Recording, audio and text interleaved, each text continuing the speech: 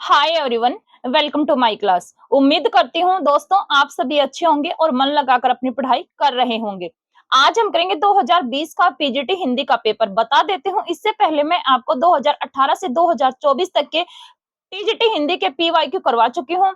इसके अतिरिक्त मैंने पीजीटी हिंदी के पीवाईक्यू रिवर्स में हम चल रहे हैं 2024, 2023, 2022, 2021 और आज हम करेंगे 2020 का पेपर पीजीटी हिंदी का, जिसमें आपसे 60 नंबर की हिंदी लिटरेचर पूछा गया था। बता देती हूँ मेरा चैनल डेडिकेटेड है UGC NET paper two Hindi और एस्टेट टीजीटी पीजीटी हिंदी एस्पिरेंट और जो अदर स्टेट के एग्जाम होते हैं जहां पर आपसे हिंदी लिटरेचर पूछा जाता है उनसे रिलेटेड मेरा क्या है चैनल है। अगर आप मैंने यहाँ पर ज्यादा मैटर एचटेट का उपलब्ध करवाया है। एचटेट कहने का मतलब क्या है कि नाम एचटेट का है, लेकिन अगर आप डीट प्लस बी केवीएस एनवीएस हिंदी से संबंधित कोई भी एग्जाम देते हो तो सभी क्लासेस उनके लिए हेल्पफुल है, क्योंकि आपसे हिंदी लिटरेचर सब में समान ही पूछा जाता है। तो आज हम करेंगे 2020 का पीजीटी लेवल का पेपर।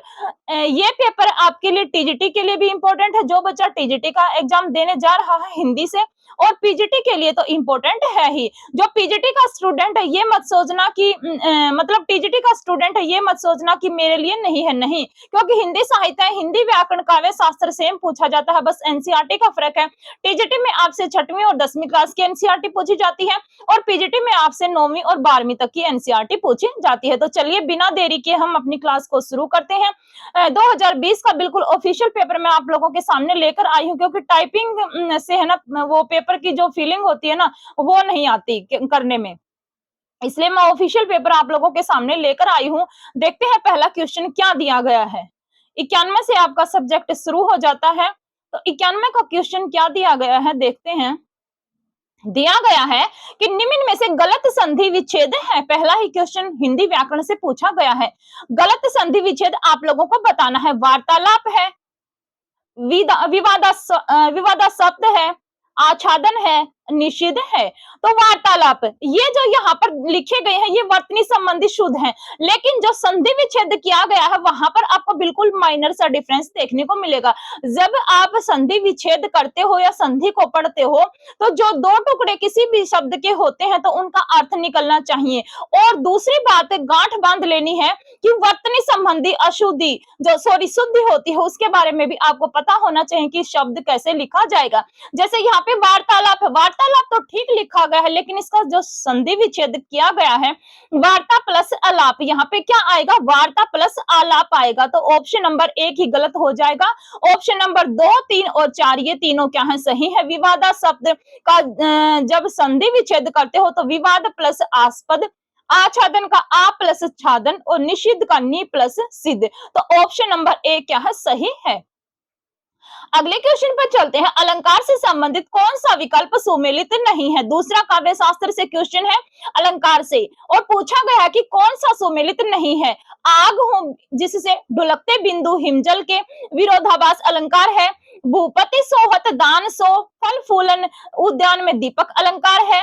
वीरहैनी के अंशुवानते भरन लगो संसार मैं जानो मरजाद तजी उमंग्यो सागर खार में उत्प्रेक्षा अलंकार है। या फिर निद्रा के उस अलसित वन में वह क्या भावी की छाया, दृग पलकों में विचर रही या वन्य देवियों की माया। तो इनमें बताना है कि कौन सा, क्या पूछा गया है आपसे कि कौन सा सुमेलित नहीं है, यानी असंगत आपको बताना है। तो विरोधाभास अलंकार में क्या होता है कि एक दूसरे के अपोजिट होता है। जैसे मैंने आपको कल क्या करवाई थी हिंदी व्याकरण, पीजीटी की मैंने हिंदी सॉरी एनसीईआरटी करवाई थी मैंने कल आपको 40 क्वेश्चन प्रोवाइड करवाए थे, उनमें एक पूछा था विरोधाभास अलंकार। हरिवंश राय बच्चन की पंक्ति थी एक तरफ शीतल था दूसरी तरफ आग थी। उसी प्रकार यहाँ पर दिया गया है कि आग हूं जिससे ढुलकते बिंदु हिमजल के, यानी कि एक तरफ आग दे दी और एक तरफ क्या दे दिया सर्दी, यानी कि हिम जल पानी कह सकते हो या फिर सर्दी कह सकते हो। तो क्या इसमें विरोधाभास अलंकार का प्रयोग हुआ है। भूपति सोहत दान सो फल फूलन उद्यान, यानी कि दोनों तरफ क्या है यहाँ पर मतलब एक तरह से दीपक यानी कि प्रकाश उजाला है, तो ये भी क्या है सही है। तीसरा देखते हैं कि विरहनी के अंशु वानते भरन लगे संसार में जानो, जनु जानो मनु मानो। जहां पर ये कीवर्ड देखने को मिल जाए तो क्या होता है, उत्प्रेक्षा अलंकार चला जाएगा। निद्रा के उस अलसित वन में वह क्या भावी की छाया, दृग पलकों में विचर रही या वन्य देवियों की माया। ये क्या है, गलत है। यहाँ पर भ्रांतिमान अलंकार नहीं बल्कि क्या जाएगा, संदेह अलंकार जाएगा। भ्रांतिमान अलंकार कौन सा होता है, जैसे कि नारी बीज सारी है कि सारी बीज नारी है, ये सब क्या है आपके भ्रांति मान अलंकार में जाते हैं, इसलिए यहाँ पर क्या जाएगा, संदेह अलंकार जाएगा। तो ऑप्शन नंबर 4 क्या है, सही है। आगे चले, रिझी रिझी रहसी रहसी हंसी हंसी उठे, सांसें भरी आंसू भरी कहत दई दई। प्रस्तुत काव्य पंक्तियों में अनुप्रास अलंकार का कौन सा भेद है। अनुप्रास अलंकार का डीप में क्वेश्चन पूछा है। अनुप्रास अलंकार के 5 भेद होते हैं और ये जो पंक्तियां दी गई है इनमें बताना है कि कौन सा अलंकार है। अंत्य अनुप्रास है, छेक्या अनुप्रास है, वर्त्य अनुप्रास है, लाटा अनुप्रास है। 4 तो यहाँ पर भेद दिए गए हैं, अंत्य अनुप्रास, छेक्या अनुप्रास, वर्त्य अनुप्रास, लाटा अनुप्रास। और एक जो भेद आता है कौन सा आएगा आपका, एक चला जाएगा आपका कौन सा जाएगा आपका आवर्ती, मतलब इस तरह से जाएगा, अंत्यानुप्रास, छेक्यानुप्रास, वर्त्यानुप्रास, लाटानुप्रास। ये क्या है, अनुप्रास अलंकार के भेद हैं। तो यहाँ पर छेक्या अनुप्रास अलंकार का उदाहरण दिया गया है, ध्यान से देखना है इस क्वेश्चन को। यहाँ पर क्या है, छेक्या अनुप्रास अलंकार है। छेक्या अनुप्रास अलंकार कौन सा होता है कि जहां पर अनेक व्यंजनों की बार बार आवर्ती होती है, जैसे कि रिझी रिझी रहसी रहसी हंसी हंसी उठे, रिझी रिझी रहसी रहसी हंसी हंसी उठे, यानी कि छेक्या अनुप्रास अलंकार है। वर्त्य अनुप्रास अलंकार कौन सा होता है, जहां पर वर्णों की बार बार आवर्ती होती है, वहां पर वर्त्य अनुप्रास अलंकार होता है। वैसे देखा जाए तो यहाँ पर वर्त्य अनुप्रास भी चला जाएगा, लेकिन अगर हम बिल्कुल एक्यूरेट आंसर देखते हैं तो छेक्या अनुप्रास इसका जाएगा। अंत्य अनुप्रास में क्या होता है कि लास्ट की जो पंक्तियां होती हैं, जैसे कि यहाँ पर दई है और ऊपर मई आ जाता तो ये क्या चला जाता है, जैसे कि लास्ट में जो शब्द दिया गया है उसके जो मतलब जो तुक है मिलना चाहिए, वो कौन सा अलंकार होता है, अंत्य अनुप्रास अलंकार होता है। लाटा अनुप्रास अलंकार कौन सा होता है, जिसमें 2 पंक्ति सेम दी जाती हैं, जैसे यहाँ पर मान लीजिए एक पंक्ति ये है और ऐसे ही पंक्ति नीचे दे दी जाती तो कौन सा जाता, लाटा अनुप्रास अलंकार जाता। ये क्या है, जो अनुप्रास है उसके अलग अलग भेद बताए गए हैं। आगे चले, यानी ऑप्शन नंबर 2 क्या है, सही है। अगले क्वेश्चन पर चलते हैं कि विशेषण उपवाक्य निम्नलिखित में से विशेषण उपवाक्य है। जो ही पढ़ने बैठा कोई आ गया, जहां लहलाते खेत थे वहां बहुमंजिला भवन बन गए हैं, जिसे आप ढूंढ रहे हैं वह मैं नहीं हूं, गुरुजी ने कहा कि वे आज नहीं आएंगे। तो विशेषण उपवाक्य बताना है, संज्ञा उपवाक्य, विशेषण उपवाक्य और क्रिया विशेषण उपवाक्य, ये 3 होते हैं। विशेषण उपवाक्य कौन सा जाएगा, जिसमें कि गुरुजी ने कहा कि वे आज नहीं आएंगे, ये क्या है, विशेषण उपवाक्य का उदाहरण है। क्रिया विशेषण उपवाक्य कौन से होते हैं, मतलब जो ही जहां तहां वहां ये सब शब्द देखने को मिले तो कौन सा हो जाएगा, क्रिया विशेषण उपवाक्य हो जाएगा। अब कौन सा बचता है, विशेषण उपवाक्य बताया है मैंने, संज्ञा विशेषण उपवाक्य, जिसने जो सो जो, यानी कि जय वर्ग की जहां पर क्या होती है, प्रधानता होती है, जय वर्ग से संबंधित देखने को मिल जाए तो कौन सा चला जाएगा, आपका संज्ञा उपवाक्य चला जाएगा। तो आपसे पूछा क्या गया कि विशेषण उपवाक्य है, गुरुजी ने कहा कि क्या है, यहाँ पर विशेषण उपवाक्य पूछा गया है भाई, जिसे आप ढूंढ रहे हैं वह मैं नहीं हूं। मैं शायद उल्टा बता गई आप लोगों को। देखो, विशेषण उपवाक्य कौन से होते हैं, संज्ञा उपवाक्य तो वो होते हैं जिसमें की शब्द देखने को मिले। ध्यान से सुनना है, मैं उल्टा बता गई। जहां पर की शब्द देखने को मिल जाए संज्ञा उपवाक्य, जय वर्ग जहां पर जैसे कि जिसने, जिसे, जो, ये शब्द देखने को मिले तो कौन सा होता है वहां पर विशेषण उपवाक्य होता है। तो कौन सा जाएगा, यहाँ पर विशेषण उपवाक्य का यहाँ पर क्या हुआ है, प्रयोग हुआ है। और जो ही, जिसने, जहां, जो ही, जहां, वहां, तहां, ये शब्द देखने को मिले तो कौन सा जाएगा, क्रिया विशेषण उपवाक्य जाएगा। यानी ऑप्शन नंबर 3 क्या है, यहाँ पर सही है। आगे देखिए, रोला छंद के संबंध में कौन सा कथन सही नहीं है। रोला छंद के बारे में पूछा गया है, यह मात्रिक समछंद है, इसके प्रत्येक चरण में 24 मात्राएं होती हैं, अंत में गुरु होता है और 13 और 11 परियति होती है। तो रोला छंद 13 और 11 पे यति नहीं होती, बल्कि 11 और 13 पे क्या होती है, यति होती है। ये अपोजिट दे दिया किसका, दोहे का।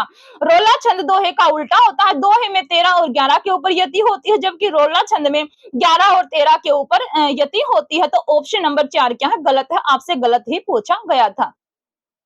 जामुन का पेड़ नामक कहानी का केंद्रीय भाव है सरकारी कर्मचारियों की कार्यकुशलता, प्रशासनिक व्यवस्था की संवेदन शून्यता, वृक्षों की उपादेयता या देशव्यापी भ्रष्टाचार। जामुन का पेड़ किसके द्वारा लिखा गया, कृष्णचंद्र के द्वारा लिखा गया जामुन का पेड़। और जामुन का पेड़ में जो एक ओस नाम का कवि होता है, पेड़ के नीचे दब जाता है और किस तरह से फिर व्यक्ति को बचाने की बजाय उसकी जो क्या होती है, कागज कार्रवाई में ही क्या हो जाती है, इसकी मृत्यु हो जाती है ओस नामक कवि की। उन्होंने एक गजल भी गा रखी है कि तगा फूल न करोगे लेकिन हम खाक हो जाएंगे उनके आने तक, इस तरह की इसमें एक क्या दी गई है, इसमें जो है गजल दी गई है। तो जामुन का पेड़ में कहानी का केंद्रीय भाव क्या है, इसमें जो प्रशासनिक व्यवस्था की जो संवेदन शून्यता है ये इसमें दिखाई गई है। तो ऑप्शन नंबर 2 क्या है, सही है। यानी कि जो प्रशासनिक व्यवस्था है, जो कागजी कार्यवाही में ही मतलब व्यक्ति की तरफ ध्यान नहीं दिया जाता, बल्कि कागज कार्रवाई क्या है, जरूरी है।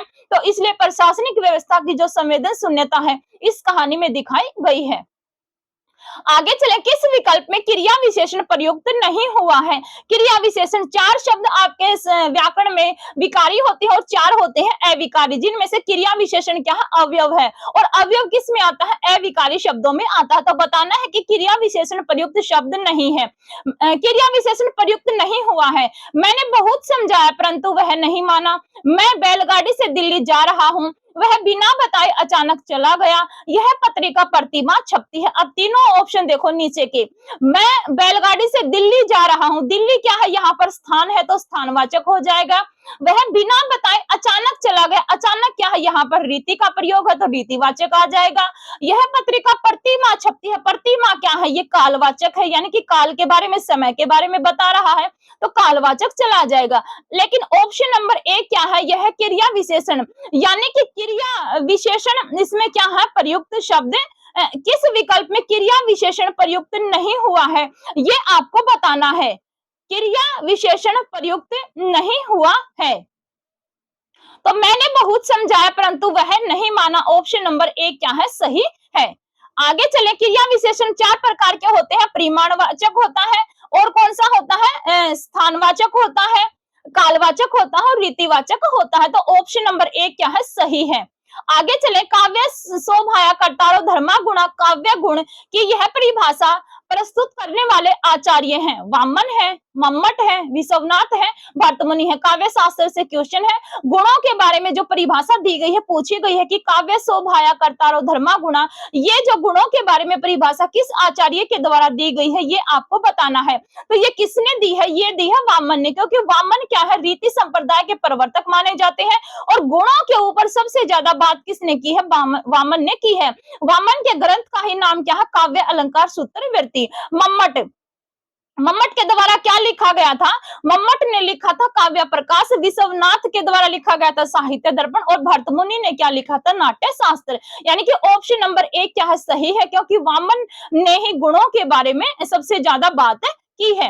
अगले क्वेश्चन पर चलते हैं कि भवानी प्रसाद मिश्र का कौन सा काव्य संग्रह साहित्य अकादमी से पुरस्कृत है। एनसीईआरटी में जितने भी कवि लेखक लगे हुए हैं, इनको कौन सा पुरस्कार किस सन में दिया गया था, किस रचना के ऊपर मिला था, और कौन सी रचना इनकी मतलब पुरस्कृत है, ये सब आपको अच्छे से पढ़ लेना है, क्योंकि आपके एग्जाम में यहाँ से क्वेश्चन पूछा जाएगा।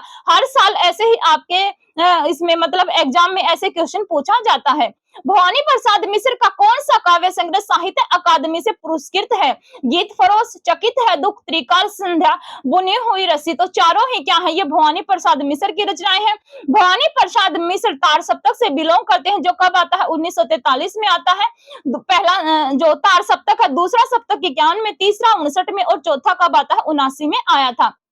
तो भवानी प्रसाद मिश्र की रचना कौन सी है जिसके ऊपर इनको साहित्य अकादमी पुरस्कार दिया गया था। तो कौन सी रचना चली जाएगी, ये जाएगी इनकी बुनी हुई रस्सी, यानी कि ऑप्शन नंबर 4 सही है। और कब दिया गया था ये? 1972 में इसके ऊपर क्या दिया गया था? साहित्य अकादमी पुरस्कार दिया गया था। ये रचना प्रकाशित कब हुई थी? 1971 में। गीत फरोश कब आता है? 1953 में आता है। और फरोश शब्द का आपसे अर्थ पूछा जाता है तो क्या चला जाएगा? इसका अर्थ जाएगा बेचना, यानी कि कवि गीत बेचने के लिए मजबूर है। चकित है दुख कब आती है? 1968 में चकित है दुख आई थी। और त्रिकाल संध्या कब आई थी? 1978 में त्रिकाल संध्या आई थी। मैंने प्रकाशन वर्ष भी बता दिया है।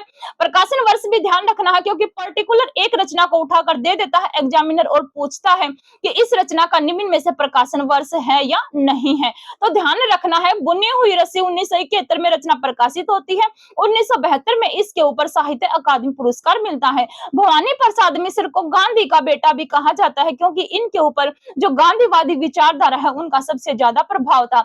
भवानी प्रसाद मिश्र की 12th क्लास की या 11th क्लास की एनसीईआरटी में एक कविता लगी हुई है, घर की याद। और घर की याद कविता में ये सावन महीने, यानी कि सावन महीने का क्या है, उस कविता के अंतर्गत जिक्र किया गया है। ये क्वेश्चन आपके पीवाई के पीजीटी में पूछा गया है। आगे चले, क्या दिया गया है कि संगतकार कविता के रचनाकार हैं। ये भी एनसीईआरटी से क्वेश्चन है। मंगलेश डबराल है, ऋतुराज है, नागा अर्जुन है, गिरिजा कुमार माथुर हैं। तो संगतकार किसने लिखे? मंगलेश डबराल के द्वारा ये लिखी गई कविता है। ऋतुराज के द्वारा लिखा गया है एक मरण धर्मा और अन्य। नागा अर्जुन जन्म कब है? 1911 में। और नागा अर्जुन को आधुनिक युग का कबीर कहा जाता है, क्योंकि फक्कड़ स्वभाव था। फक्कड़ ही किसका था? कबीरदास का था। नागार्जुन के द्वारा 2 कविताएं दी गई हैं, 10th क्लास की एनसीईआरटी में है। एक तो है एक दंतोरित मुस्कान और दूसरी है फसल। गिरजा कुमार माथुर की है छाया मत छूना मन। अगर छाया मत छूना इतना आ जाए तो किसका है? हिमांशु जोशी का उपन्यास है। छाया मत छूना मन अगर लग जाए तो गिरजा कुमार माथुर की रचना है। गिरजा कुमार माथुर पहले सप्तक से बिलोंग करते हैं। अभी मैंने बताया था भवानी प्रसाद मिश्र पहले सप्तक से हैं। पहला सप्तक नहीं कहेंगे बल्कि तार सप्तक। पहला सप्तक वैसे मुंह से निकल जाता है, लेकिन तार सप्तक का वहां पर प्रयोग किया गया, यानी 1943 में तार सप्तक आता है। तो गिरिजा कुमार माथुर क्या है? तार सप्तक से संबंधित है। तो मंगलेश डबराल के द्वारा लिखी गई कविता है संगतकार। आगे देखें, आदिकाल से क्वेश्चन है, निम्न में से कौन सी रचना वीर गाथात्मक नहीं है? अगर आपने कुछ भी नहीं पढ़ा है ना अभी तक, तो मेरे इसी चैनल पर इतना कंटेंट है कि 50 में से 60 नंबर आप आराम से ले जाओगे अगर आप क्लासेस को फॉलो करते हैं। पीवाईक्यू भी अगर आप ढंग से लगा लेते हैं ना, तब भी आपका मतलब 50% आपका एग्जाम वहां से निकल जाएगा। तो निम्न में से कौन सी रचना वीर गाथात्मक नहीं है, यानी कि वीर गाथा से परिपूर्ण इनमें से कौन सी रचना नहीं है, ये आपको बताना है। कीर्तिलता, विसल देव रासो, विजयपाल रासो, परमाल रासो। तो कौन सी रचना है? सीधा सीधा यहाँ पर दिखाई दे रहा है विसल देव रासो, जो कि नरपति नाल के द्वारा लिखा गया है। और ये क्या है? एक श्रृंगारी काव्य है, क्योंकि इसमें विसल देव और जो राजमती, इनका यहाँ पर आपस में 4 खंड क्या है? विसल देव रासो में है। और विसल देव रासो का जो पहला खंड है उसमें विसल देव और राजमती का विवाह है। दूसरे में उनका क्या है? मतलब जो राजा है राजमती को छोड़कर उड़ीसा चले जाते हैं। तीसरे में फिर राजमती का विरह वर्णन है। और चौथे में फिर इनका आपस में मिलन है। तो विसल देव रासो यहाँ पर चला जाएगा। कीर्तिलता और कीर्तिपता का 2 रचनाएं विद्यापति के द्वारा लिखी गई है। कीर्तिलता तो लिखी है इन्होंने शिव सिंह के ऊपर, और कीर्तिलता को ही हजारी प्रसाद द्विवेदी ने क्या कहा है? भ्रंग भ्रंगी संवाद कहा है। वेरी इंपॉर्टेंट क्वेश्चन है, पूछा गया बार बार आपके पीवाईक्यू में।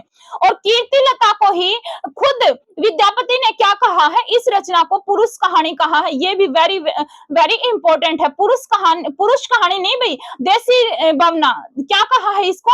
देसी भावना सब जन मीठा। इस तरह के शब्दों का प्रयोग कीर्तिलता के लिए किया है। कीर्तिपता का जो है शिव सिंह के ऊपर लिखी गई थी, कि विद्यापति को जातीय कवि बच्चन सिंह ने कहा था। और विद्यापति की पदावली के पदों को देखते हुए जो निराला है, सूर्यकांत त्रिपाठी निराला, उन्होंने इनके पदों को क्या कहा था? नागिन की लहर कहा था। विजयपाल रासो किसके द्वारा लिखा गया? नरसिंह के द्वारा। और परमाल रासो जगनिक के द्वारा लिखा गया है, जिसमें आला और उदल 2 वीर पुरुष यहाँ पर होते हैं। यानी ऑप्शन नंबर 2 क्या है? यहाँ पर गलत है। आगे चले, फिर से काव्य शास्त्र से क्वेश्चन है।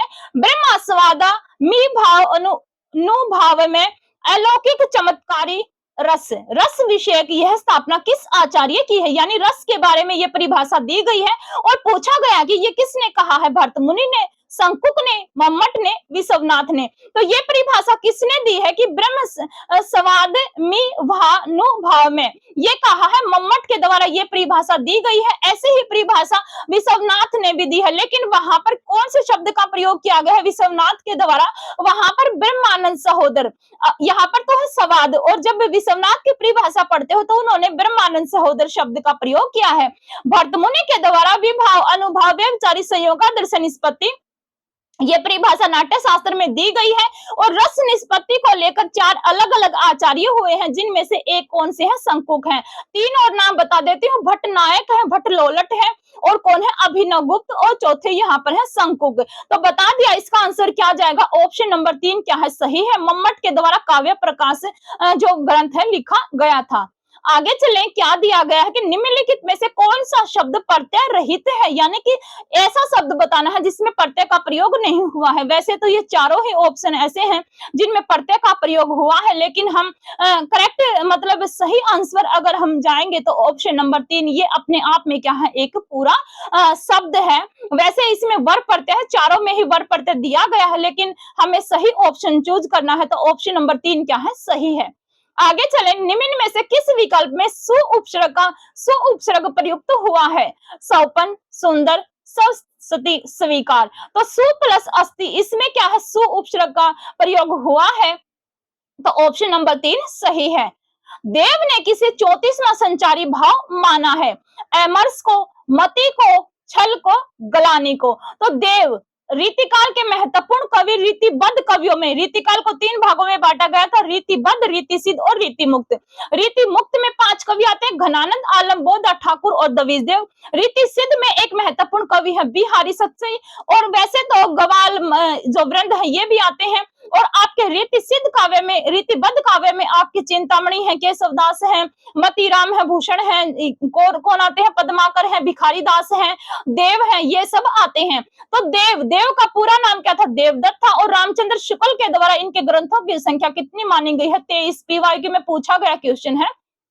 यहाँ पर आपसे क्वेश्चन पूछा है कि देव ने 34वां संचारी भाव किसको माना है? तो देव के द्वारा 34वां संचारी भाव छल माना गया है, लेकिन संस्कृत में ये छल नामक संचारी भाव किसने माना है? भानुदत्त के द्वारा माना गया है, ये बात भी ध्यान रखनी है।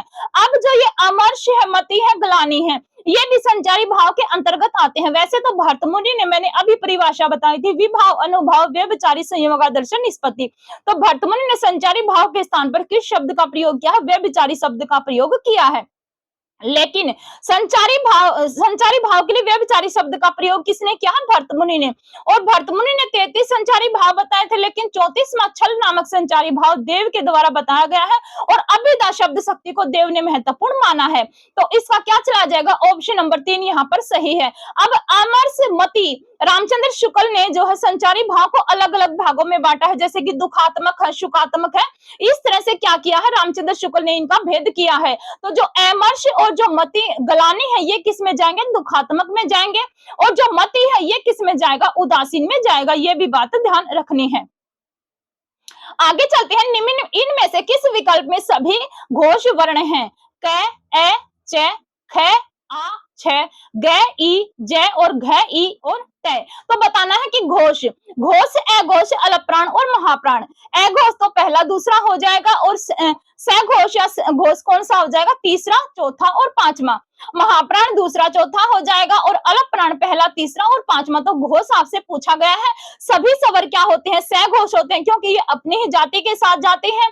तो तीसरा, चौथा और पांचवा देखते हैं। घोष पूछा है आपसे, क, ख, ग क्या है आपका? तीसरा है। च, छ, जय भी क्या है? तीसरा। और बताया है मैंने सभी स्वर किस में जाते हैं? सघोष में जाते हैं। तो ऑप्शन नंबर 3 क्या है? सही है। अगले क्वेश्चन पर चलें। वैदर्भी रीति के संदर्भ में कौन सा कथन सही नहीं है?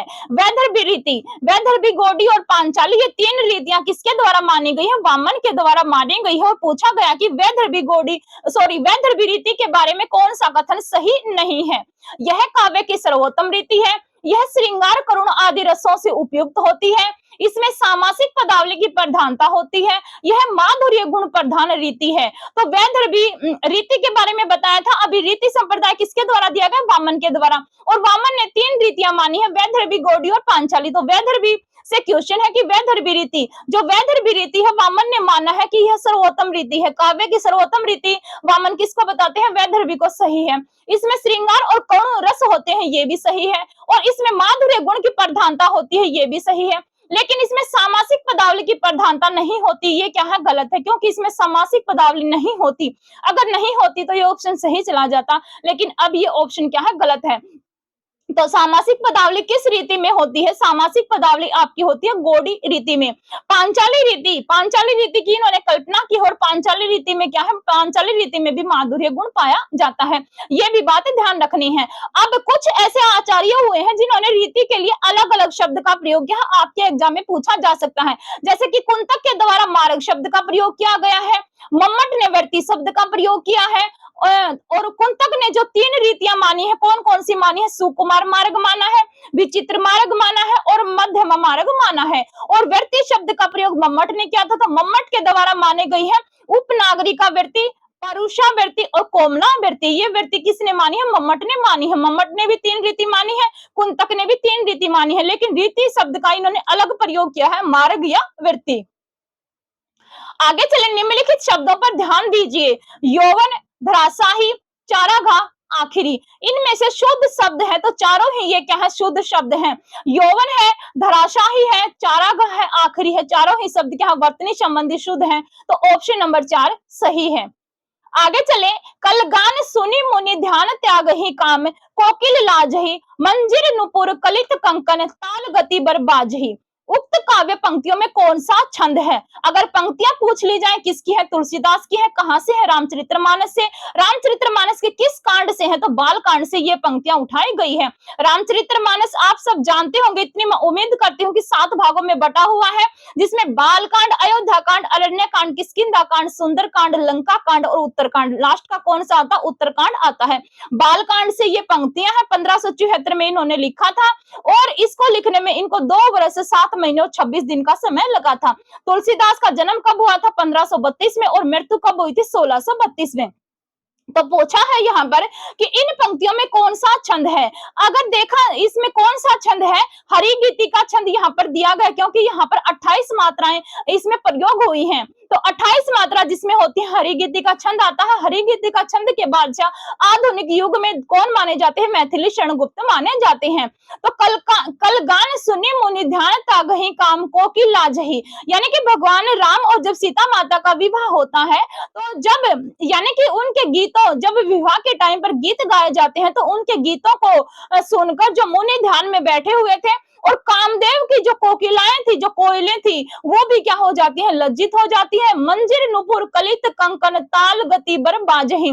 किस कारण? जब सीता माता चलती हैं, उनके पैरों की पाजेब हैं, उनके पाँव में जो बिछिया है, उनके हाथों में जो कंगन है, उनकी झनकार यानी कि उनकी आवाज से जो ऋषि मुनि थे वो भी ध्यान उनका भंग हो जाता है, और जो कामदेव की जो कोकिलाएं हैं, जो कोयले हैं, वो भी लज्जित हो जाती है। तो कौन सा छंद जाएगा? यहाँ पर हरिगीति का छंद का प्रयोग किया गया है।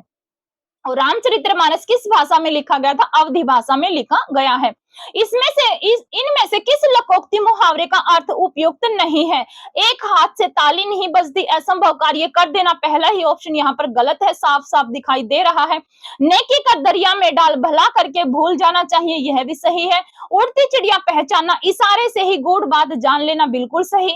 पांव में सनीचर होना, एक स्थान पर स्थिर न रहना, तो ऑप्शन नंबर 1 क्या है? गलत है। अगले क्वेश्चन की तरफ चलें कि निम्न में से किस आचार्य ने शब्द शक्ति के स्थान पर शब्द व्यापार पद का प्रयोग किया? वामन, मम्मट, दंडी, विश्वनाथ। तो किसने किया है शब्द शक्ति के स्थान पर शब्द व्यापार शब्द का प्रयोग? मम्मट के द्वारा। ग्रंथ का क्या नाम है? काव्य प्रकाश। वामन ने रीति संप्रदाय के प्रवर्तक। दंडी के ग्रंथ का नाम है काव्य दर्श, और विश्वनाथ के ग्रंथ का क्या नाम है? साहित्य दर्पण। और विश्वनाथ के द्वारा वात्सल्य रस दिया गया था। इनमें से किस वाक्य में सार्वनामिक विशेषण प्रयुक्त हुआ है? यह राम की कलम है, वह लड़का नहीं आया, किसी को बुलाकर सफाई करा लो, बच्चे के साथ कोई था। तो सार्वनामिक विशेषण यानी कि जो सर्वनाम की भी विशेषता बताते हैं, वे क्या कहलाते हैं? सार्वनामिक विशेषण कहलाते हैं। यह राम की कलम है, तो यहाँ पर विशेषता किसकी है? कलम की। यह किसके लिए प्रयोग हुआ है? कलम के लिए प्रयोग हुआ है।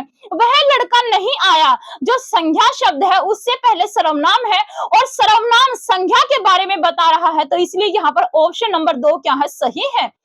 किसी को बुलाकर सफाई करा दो, नहीं। बच्चे के साथ कोई था, ये भी नहीं, तो ऑप्शन नंबर 2 क्या है, सही है।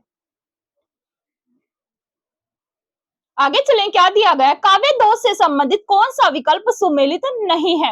अग घोष की बेड़ी वेड़ी कटी, जग जीवन जतिन की छूटी तटी, अप्रीतत्व दोष है। सीता जू रघुनाथ को अमल कमल की माल, पहराई जनु सबन की हरदावली भूपाल, अकर्मतव दोष है। बर बाजी के वार ने दे रिजी दयाल दुष्कर्मतव दोष है। अली पास से पोढ़ी भले मोहि किन पोढ़न देती, श्रुति कटव दोष है। तो बताना है कि इनमें से इसमें कौन सा काव्य दोष संबंधी विकल्प सही नहीं है। तो ऑप्शन नंबर 4 क्या है, यहाँ पर गलत है। श्रुति कटव दोष कौन से होते हैं, जो हमें सुनने में मतलब अच्छे नहीं लगते, टैव रग की, जहां पर टैट है, डेड है, यानी कि कंठ तालु मूर्धा, जो मूर्धा से बोली जाती है, यानी कि कंठ से क्या टैवरक बोला जाता है, तालु से क्या बोला जाएगा, आपका चैवरक बोला जाएगा, और मूर्धा से क्या बोला जाएगा, टैवरक बोला जाएगा। यानी कि जो मूर्धन्य वर्ण होते हैं श्रुति कटव दोष में इन वर्णों का प्रयोग होता है, तो यहाँ पर नहीं है। तो ऑप्शन नंबर क्या है, यहाँ पर क्या पूछा गया है कि काव्य दोष से संबंधित कौन सा विकल्प सुमेलित नहीं है, ऑप्शन नंबर 4 है। बच्चे यहाँ पर ढह को देकर कहेंगे कि इसमें तो श्रुति कटव दोष है, नहीं। जो टैवरग पूरा होता है उनकी प्रधानता यहाँ पर होनी चाहिए। अब अप्रीतित्व दोष, अकर्मत्व दोष और दुष्कर्मत्व दोष कौन से होते हैं। दुष्कर्मत्व दोष तो वो होते हैं जहां पर मतलब शब्दों का अच्छे से प्रयोग नहीं किया गया हो। अकर्मत्व दोष होते हैं जहां पर व्याकरण संबंधी आपको क्या मिले, अशुद्धि देखने को मिले, और अप्रीतित्व दोष होते हैं जहां पर शब्दों का क्रम सही नहीं रखा गया है। यानी ऑप्शन नंबर 4 क्या है, सही है। आगे चलते हैं कि इनमें से किस आचार्य ने काव्य हेतु के रूप में प्रतिभा को ही एकमात्र हेतु माना है। दंडी है, मम्मट है, जयदेव है, भामा है। तो कौन से आचार्य हुए हैं जिन्होंने काव्य हेतु के रूप में प्रतिभा को ही एकमात्र हेतु माना था। ये कौन से आचार्य हैं, भामा। भामा ने प्रतिभा को क्या दी है, इंपोर्टेंस दी है। वैसे जयदेव ने भी दी है, लेकिन जयदेव से पहले कौन आते हैं, भामा आते हैं। आगे चले, इस जल प्रलय में पाठ है, इनमें से किस गद्य विधा की रचना है। रिपोर्टाज है, कहानी है, यात्रा वृत्तांत है, संस्मरण है। तो इस जल प्रलय में किसके द्वारा लिखा गया, फणीश्वरनाथ रेणु के द्वारा लिखा गया क्या है, ये एक क्या है, रिपोर्टाज है। तो रिपोर्टाज, और रिपोर्टाज हिंदी का पहला रिपोर्टाज लक्ष्मीपुरा के द्वारा शिवदान सिंह चौहान के द्वारा लिखा गया, लक्ष्मीपुरा, जो कि रूपा पत्रिका में प्रकाशित हुआ था। रूपा पत्रिका पंत के द्वारा निकाली गई थी। संस्मरण और रेखा चित्र सबसे ज्यादा महादेवी वर्मा के द्वारा लिखे गए हैं। तो इस जल प्रलय में क्या है, ये एक रिपोर्टाज है। किसने लिखा, फणीश्वरनाथ रेणु के द्वारा ये लिखा गया है। आगे चलते हैं, इनमें से किस इतिहास लेखक ने हिंदी कवियों के कालक्रम के स्थान पर अंग्रेजी वर्ण क्रम के अनुसार प्रस्तुत किया। जब आप हिंदी साहित्य लेखन परंपरा पढ़ते हो, बिल्कुल स्टार्टिंग में ही कौन आते हैं, Garcin de Tassy. Garcin de Tassy के द्वारा फ्रेंच भाषा में क्या लिखा गया था, एक ग्रंथ लिखा गया था, इस्तिवार द लालित ए हिंदुस्तानी। इस ग्रंथ में इन्होंने 738 कवि लिए, जिनमें से 72 कवि हिंदी के थे, बाकी किसके थे, उर्दू के थे। तो गार्सा द तासी ने वर्ण कर्मानुसार पद्धति को अपनाया, और शिव सिंह सेंगर ने भी क्या किया था, वर्ण कर्मानुसार पद्धति को अपनाया था। लेकिन शिव सिंह सेंगर ने हिंदी भाषा में लिखा था। यहाँ पर आपसे पूछा गया कि अंग्रेजी भाषा में किसने लिखा था, तो गार्सा द तासी के द्वारा लिखा गया था। जॉर्ज गिरियसन और मिस्र बंधुओं के द्वारा क्या कौन सी पद्धति अपनाई गई थी, काल कर्मानुसार पद्धति अपनाई गई थी, ये भी ध्यान रखनी है। और इन दोनों ने कौन सी पद्धति अपनाई थी, वर्ण कर्मानुसार पद्धति अपनाई थी। गिरियसन के ग्रंथ का शिव सिंह सेंगर के द्वारा लिखा गया था, शिव सिंह सरोज। गिरियसन के द्वारा लिखा गया था the modern vernacular literature of Hindustan, और इस ग्रंथ को इन्होंने 11 भागों में बांटा था। पहले जो आदिकाल को ये चारणकाल नाम देते हैं, और रीतिकाल को रीति काव्य कहते हैं। इसके गिरियसन ने जो ग्रंथ लिखा है, इसके जो 11 भाग है उनको अच्छे से याद कर लेना। पर्टिकुलर एक भाग को उठाकर एग्जामिनर दे देता है और पूछता है कि इन्होंने कौन से क्रम पर रखा है। तो अच्छे से इनके द्वारा जो ग्रंथ लिखा गया है उसके कौन कौन से भाग हैं, नाम कौन से हैं, और क्रम से कौन सा आता है। जैसे आप जयशंकर प्रसाद की रचना पढ़ते हो कामायनी, कामायनी के सर्ग आपसे पूछे जाते हैं, कामायनी में कितने सर्ग हैं, कामायनी के सर्गों का इनमें से कौन सा नाम नहीं है, या कामायनी के सर्गों को पहले से बाद के क्रम में लगाइए। वैसे ही गिरियसन का जो ग्रंथ है उसके बारे में भी आपसे ऐसे ही पूछा जाता है। मिस्र बंधुओं के द्वारा एक ग्रंथ लिखा गया था तीन भाई थे, ये गणेश बिहारी, श्याम बिहारी और सुखदेव बिहारी। तीनों ने मिलकर एक ग्रंथ लिखा, मिस्र बंधु विनोद। मिस्र बंधु विनोद नाम से इन्होंने ग्रंथ लिखा और आदिकाल को इन्होंने क्या कहा था? आरंभिक काल कहा था। गणपति चंद्रगुप्त ने आदिकाल को प्रारंभिक काल कहा था। तो ऑप्शन नंबर ए क्या है? सही है। आगे चले, रचना रचनाकार के संबंधित संबंधित कौन सा विकल्प सुमेलित नहीं है? माता का आंचल शिव पूजन सहाय के द्वारा लिखा गया, मैं क्यों लिखता हूं अज्ञेय के द्वारा लिखा गया, ए ही ठैया झुलनी हैरानी हो रामा मधु काकरिया के द्वारा लिखा गया, जॉर्ज पंचम की नाक कमलेश्वर के द्वारा लिखा गया। तो बताना है कि कौन सा सुमेलित नहीं है। तो ऑप्शन नंबर 3 क्या है? गलत है। मधु काकरिया ने नहीं बल्कि किसने लिखा? शिव प्रसाद सिंह रुद्र के द्वारा ये लिखा गया है। तो ऑप्शन नंबर 3 यहाँ पर गलत है। एनसीईआरटी से क्वेश्चन है। आगे देखें, इनमें से किस विकल्प में नाटक और नाटककार सुमेलित नहीं है? आधे अधूरे मोहन राकेश ने लिखा है, दुलारी बाई लक्ष्मी नारायण लाल ने, दरिंदे हमदुल्ला ने, शुतुरमुर्ग ज्ञानदेव अग्निहोत्री ने। तो कौन सा ऑप्शन यहाँ पर गलत है? दुलारी बाई लक्ष्मी नारायण लाल का नाटक नहीं है। एक आते हैं लक्ष्मी नारायण लाल, एक आते हैं लक्ष्मी नारायण मिश्र। मिश्र कौन सी है? जिन्होंने सिंदूर की होली लिखा है। आधे अधूरे मोहन राकेश के द्वारा लिखा गया और कब लिखा था? इन्होंने आधे अधूरे 1969 में लिखा था। यह एक ऐतिहासिक नाटक है और इसमें पात्र कालिदास है, विलोम है, अंबिका है, मल्लिका है, ये सब पात्र इसमें आते हैं। दरिंदे किसने लिखा? हमदुल्ला ने लिखा। कब लिखा था? ये 1975 में ये नाटक लिखा गया था। अगर कहानी पूछ ली जाए परिंदे किसकी है, तो निर्मल वर्मा की परिंदे कहानी है, जिसको नामवर सिंह ने हिंदी की पहली कहानी माना है। शुतुरमुर्ग किसके द्वारा लिखा गया? ज्ञानदेव अग्निहोत्री के द्वारा लिखा गया। शुतुरमुर्ग किसने लिखा? ज्ञानदेव अग्निहोत्री ने। तो ऑप्शन नंबर 2 क्या है? यहाँ पर सही है।